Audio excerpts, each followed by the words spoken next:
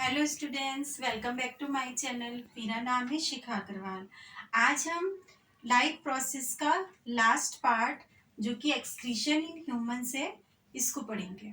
तो एक्सक्रीशन क्या होता है? What do you mean by excretion? Excretion क्या है कि the biological process of removal of harmful nitrogenous metabolic waste from the body is called excretion. इसका मतलब ये हुआ कि ऐसी प्रोसेस जिसमें क्या होता है, नाइट्रोजनस हार्मफुल वेस्टेज को बॉडी से बाहर रिमूव करना, डेट इज कॉल्ड एक्सक्रीशन। तो अब हम देखते हैं the excretory system are of human beings consist of the following main organs. Excretory system में ये पूरा हमारा एक्सक्रीटरी सिस्टम है। एक्सक्रीटरी सिस्टम में कौन कौन से ऑर्गन्स रोल प्ले करते हैं, ये देखिए। सबसे पहले क्या है, वन पेयर ऑफ किडनी। ये हमारी किडनी है जो कि इनका अहम रोल है। फिर उसके बाद वन पेयर ऑफ यूरेटर, दो यूरेटर हैं हमारे। यूरेटर किस में ओपनिंग करते हैं? यूरेटर की ओपनिंग किस में होती है? यूरिनरी ब्लैडर में। एंड इसके बाद यूरिथ्रा। सो वही चीज हम देखते हैं कि one pair of kidneys, one pair of ureter, urinary bladder, urethra. चलिए, सो हमने ये तो देख लिया कि एक्सक्रीटरी सिस्टम में हमारे कौन कौन से रोल प्ले कर रहे हैं organs. Kidney, ureter, urinary bladder and urethra. अब इसके बाद हम ये देखते हैं कि किडनी को, कि किडनी क्या होती है। The kidney are two V shaped organs towards the back of our body just above the breast. Kidney क्या होती है? किडनी जो होती है रेडिश ब्राउन कलर की बीन शेप्ड की होती है। ये कहाँ होती है? हमारी एब्डोमेन के पीछे, डोर्सल साइड पे एब्डोमेन के पीछे होती है, प्रेजेंट होती है। इसका मेन पर्पस क्या होता है? The main purpose of kidney is to filter out nitrogenous waste product such as urea, uric acid from the blood. इसका किडनी का मेन पर्पस क्या होता है? किडनी का मेन पर्पस होता है कि हमारी बॉडी से जो नाइट्रोजनस वेस्ट होते हैं, जो वेस्ट प्रोडक्ट होते हैं, उनको बॉडी से रिमूव करना होता है। और फिल्टर किसे करते हैं? कि यूरिया, यूरिक एसिड ब्लड के थ्रू ये फिल्टर किया जाता है। अब हम बात करते हैं ब्लड वेसल्स की। ब्लड वेसल्स देखिए कौन कौन सी हैं। ब्लड वेसल्स में एक तो हमारी है वेना कावा, ठीक है।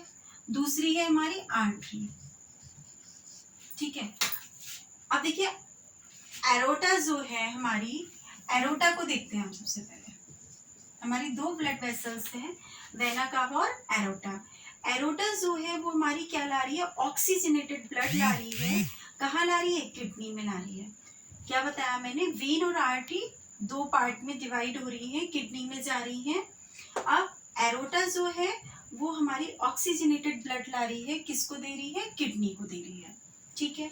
अब ये जो है ये ला रही है, ये इसके अंदर क्या है? डीऑक्सीजनेटेड ब्लड है। डीऑक्सीजनेटेड ब्लड है, ये ले जाने वाली वेन है, इसको कौन ले जा रहा है? Vena cava. वेना कावा जो है वो हमारी डीऑक्सीजनेटेड ब्लड ले जाने वाली वेन है, ठीक है।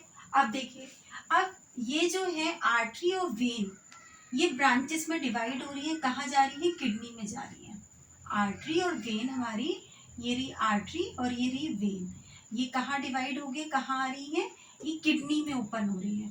तो ये रही रीनल आर्टरी और ये रही रीनल वेन, ठीक है। अब देखिए आप दोनों में डिवाइड हो रही है। रीनल आर्टरी और रीनल वेन मैंने क्यों कहा इसे? रीनल का मतलब होता है किडनी, रीनल का मतलब क्या होता है? किडनी। तो इसका मतलब हम इसे बोल सकते हैं किडनी वेन भी बोल सकते हैं, किडनी वेन भी बोल सकते हैं रीनल वेन को। और उसको हम क्या बोल सकते हैं? किडनी आर्टरी भी बोल सकते हैं,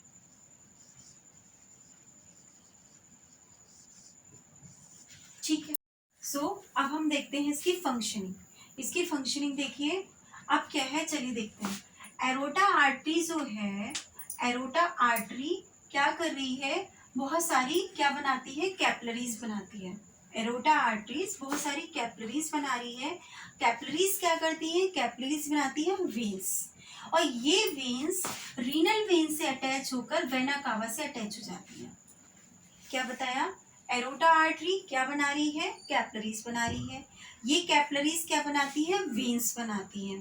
वेन्स जो है आपकी क्या करती है? रीनल वेन से अटैच होकर वेना कावा से अटैच हो जाती है, ठीक है।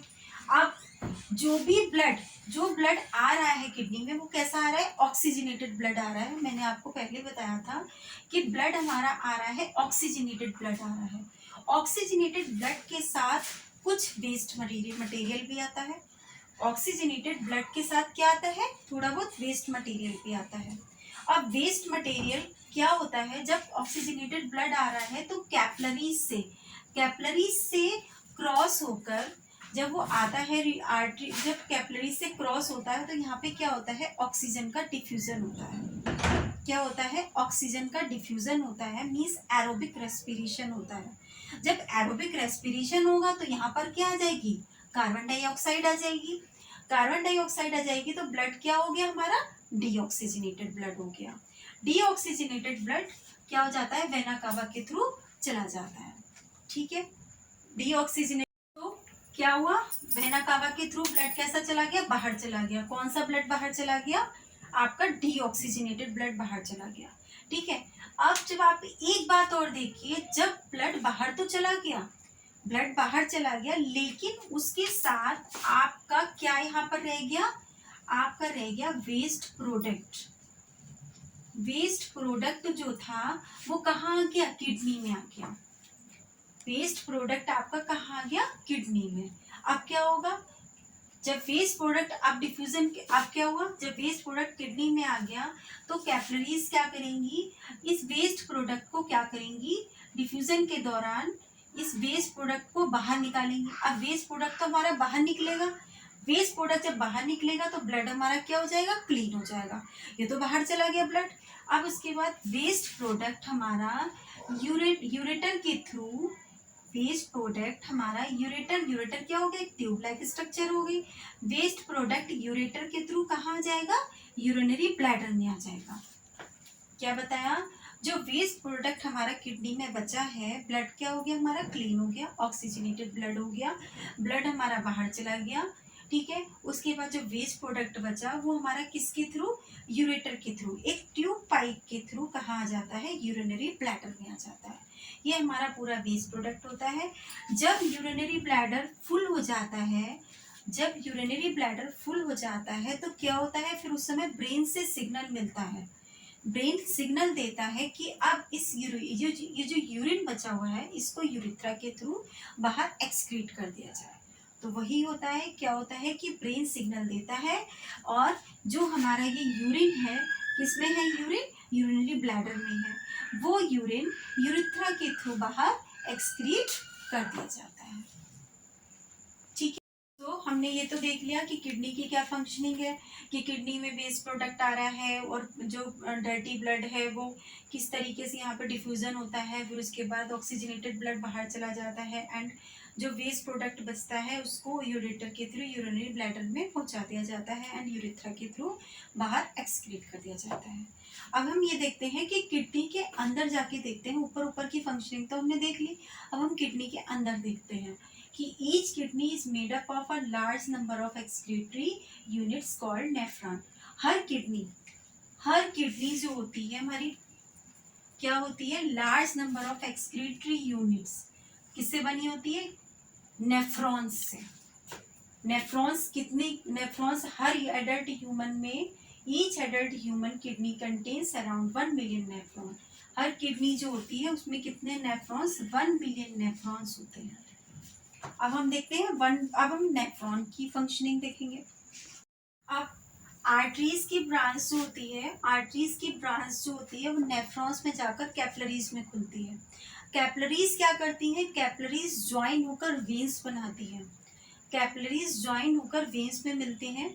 फिर ये वेन्स क्या होती है, जब यहाँ पर ब्लड छोड़ा जाता है तो वेस्ट प्रोडक्ट जो होता है वो यूरेटर के थ्रू यूरिनरी ब्लैडर में आ जाता है। ठीक है, अब चलिए देखते हैं नेफ्रॉन्स को। अब हमने देखा, अभी तक हम किडनी की फंक्शनिंग देख रहे थे। अब हम किडनी के अंदर जो नेफ्रॉन्स हैं उनको एक नेफ्रॉन्स को उठा के हमने उसकी फंक्शनिंग देखी कि इसमें किस तरीके से प्रोसेस चलती है। तो चलिए देखते हैं, ये हमारा नेफ्रॉन है। ठीक है, नेफ्रॉन के ऊपर ये हमारी क्या है, ब्लड कैपिलरीज है। ठीक है, अब आप ये जो देख रहे हैं यहाँ पे ये ब्रॉड जो है ये हमारी होती है एफरेंट आर्टियोल। एफरेंट आर्टियोल से हमारा डर्टी ब्लड चलता है।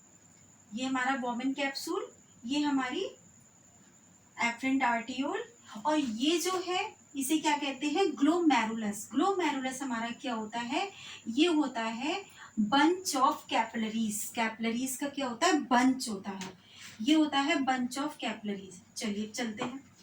जब एफरेंट आर्टियोल से जब हमारी इम्प्योरिटीज, इम्प्योरिटीज का मतलब जब यहाँ से डर्टी ब्लड चलता है, एंटर करता है, तो डर्टी ब्लड जब ग्लोमेरुलस से पास होता है, तो ग्लोमेरुलस में क्या होता है, जब ये पास होता है तो वहां से क्या होता है, छोटे छोटे मॉलिक्यूल्स, इस पोर्स से छोटे छोटे मॉलिक्यूल्स जो होते हैं वो क्या होते हैं, बाहर की तरफ निकल आते हैं। छोटे छोटे मॉलिक्यूल्स जो होते हैं वो क्या होता है, छोटे छोटे मॉलिक्यूल्स इस पोर्स के थ्रू बाहर निकल आते हैं, फिल्ट्रेट होते हैं। जब डर्टी ब्लड हमारा यहाँ से एंटर करता है, ग्लोमेरुलस में आता है, ग्लोमेरुलस क्या होता है, बंच ऑफ कैपिलरीज। जब यहाँ से एंटर करता है तो ये छोटे छोटे इन पोर्स के थ्रू छोटे छोटे मॉलिक्यूल्स जो होते हैं वो बाहर निकल आते हैं। छोटे छोटे मॉलिक्यूल्स में क्या क्या चीजें बाहर निकलती है फिल्ट्रेट में, फिल्ट्रेट में एक तो हमारा होता है ग्लूकोज, एक हमारा होता है ग्लूकोज, एक हमारा होता है amino acids, amino acids, proteins,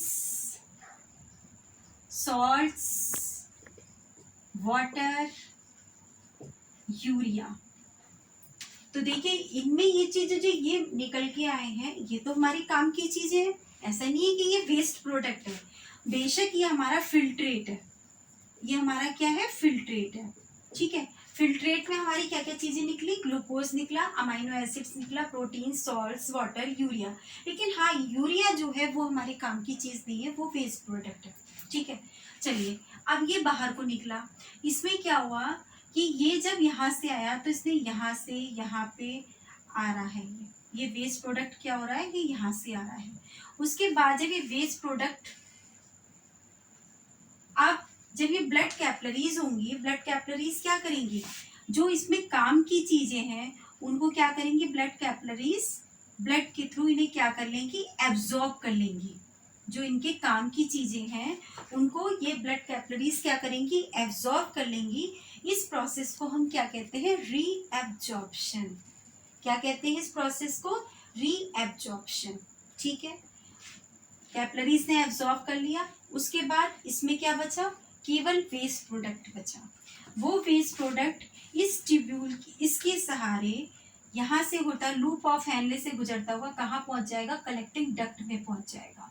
जो कलेक्टिंग डक्ट में पहुंचेगा वो हमारा वेस्ट प्रोडक्ट होगा, जो कि यूरिन कहलाएगा। भाई वेस्ट प्रोडक्ट को हमारी कैपिलरीज एब्जॉर्ब नहीं करती है, हमारी कैपिलरीज किसे एब्जॉर्ब करती है, जो इनकी काम की चीजें होती हैं वो उसको एब्जॉर्ब कर लेती हैं। जो वेस्ट प्रोडक्ट होता है वो हमारा कहाँ पहुंच जाता है, कलेक्टिंग डक्ट में पहुंच जाता है, जो कि क्या कहलाता है, यूरिन कहलाता है। और यूरिन जो होता है वो हमारा यूरेथ्रा के द्वारा, यूरेथ्रा के थ्रू एक्सक्रीट कर दिया जाता है। अब आपको शायद इसकी फंक्शनिंग समझ में आई होगी। क्या बताया, वोमन कैप्सूल हमारा ये है, वोमन कैप्सूल एक हमारा कप की शेप में होता है।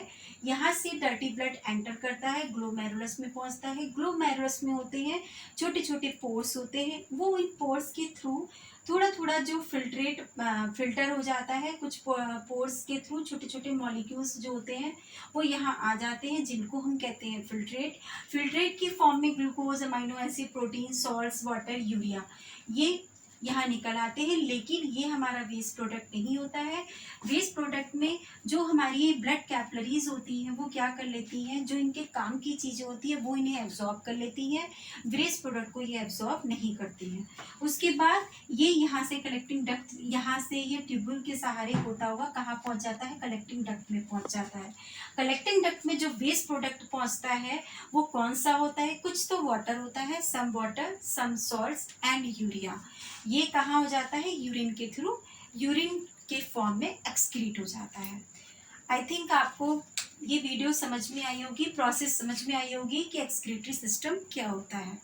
शायद आपको ये वीडियो अच्छी लगे। Thank you for watching me.